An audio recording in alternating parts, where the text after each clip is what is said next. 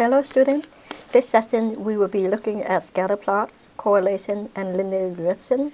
This session coincides with chapter 10.1 and 10.2 of the textbook as well. So we'll be talking briefly about these and cover it more in section 10.1 and 10.2. The three terms are actually related, such that scatter plot information about two variables in horizontal and vertical graph to determine if there are connection, association, or relation between the two variables. If they have some connection, association, or relation, then we say that the two variables have correlation. If they do not, then we say that the two variables have no correlation. Once we have determined that the two variables have some sort of correlation, then we attempt to describe the correlation mathematically through linear regression. Linear regression is a mathematical model of a line that best fits all those plots in the scatter plot. So that's how the three terms are related to one another. Now, let's look at some graph part A through part E in this lecture notes.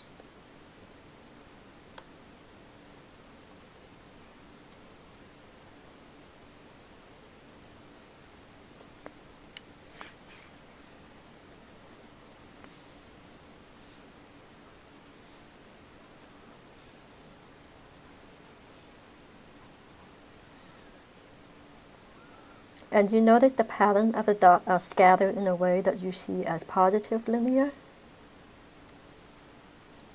negative linear, or weak linear, mainly because the dots seem to look linear even when scattered.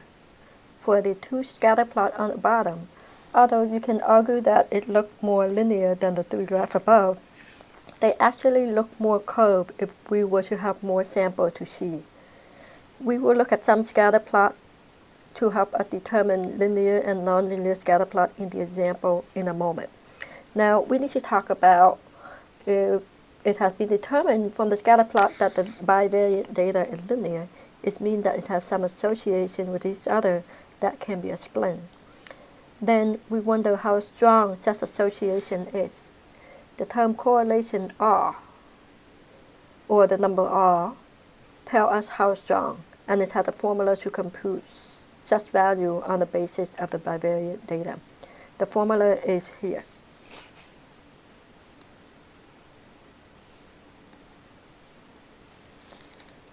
Please take a moment to write it down. With this value R, there are several things to note. First, the number R is always between -1 and 1 inclusive. Second, the value of R does not depend on the unit of the variable. If one variable has a different unit than the other, then the correlation and the value R will still be the same. Also, it does not matter which variable is horizontal or vertical, but you should be attentive to know which is which. Please also note that the R only measures the strength of the linear relationship between the variables. If the relationship is nonlinear, it cannot be determined.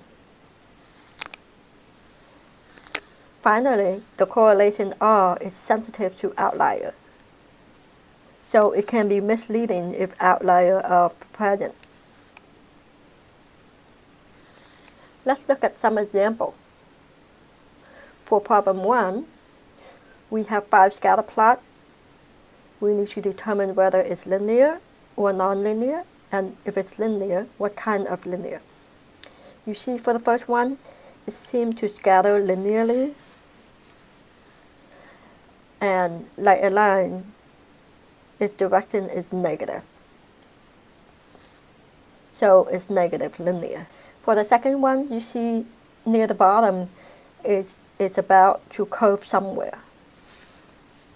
You see over here, about to curve somewhere. So it is nonlinear. The graph in part C looks like linear. Although it's more scattered than the first one, it still looks linear, and it has positive direction. So it is positive linear.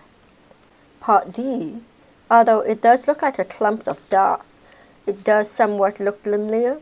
We just don't know if it's positive or negative.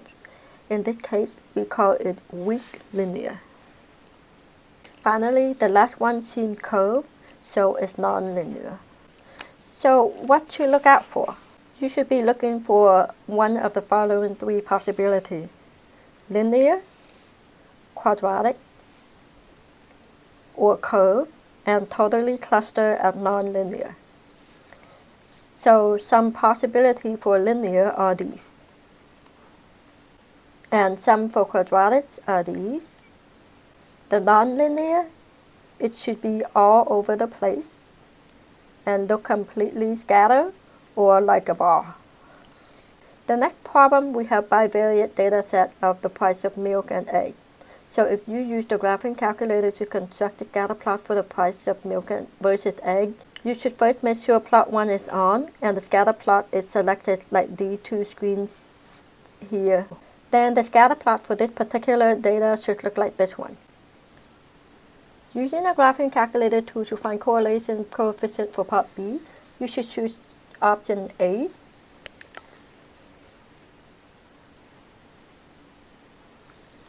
If you are using TI-84.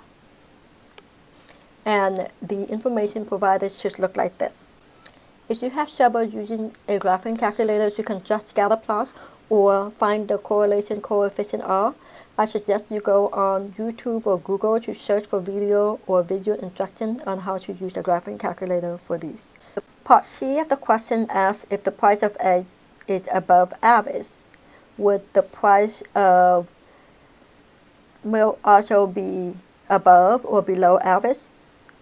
Since there is a correlation based on the scatter plot and R is 0.845, which is somewhat strong, and it appears to be positive linear. So if the price of egg is above, then the price of milk is also above average. A word of caution: the interpretation is on the basis of scatter plot and the fact that it's positive linear, as you see here. Positive linear. It does not mean that the change in price of egg will likely cause the change in price of milk.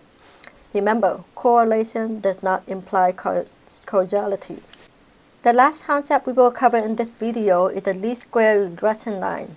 So once we have determined the bivariate data to have a correlation and all help us determine whether it's a weak or strong and positive or negative linear, then we come to the question of how to best describe the correlation. We describe it mathematically in form of the least square regression line. If you recall how we determined the equation of a line when given 2 points back in intermediate algebra, then this is similar, except we are working with many points. We have a general form of the least square regression line on the basis of the bivariate data as you see here. Please make sure you find and understand all the notation and definition that come with this general form of the equation. I have provided a blank table here in your lecture notes for you to find and fill out. Let us go to the example now. For this example, we'll be using the data for the price of egg and milk. Since we have done most of the work in the previous example, where we choose option A to determine the value associated with the least square regression line, let us break down the information we have. As you read the text, you will see that Y is called the outcome or response. Outcome or response variable. And S is called the explanatory or predictor variable. The value A and B can be found using the graphing tool and option A as you see here.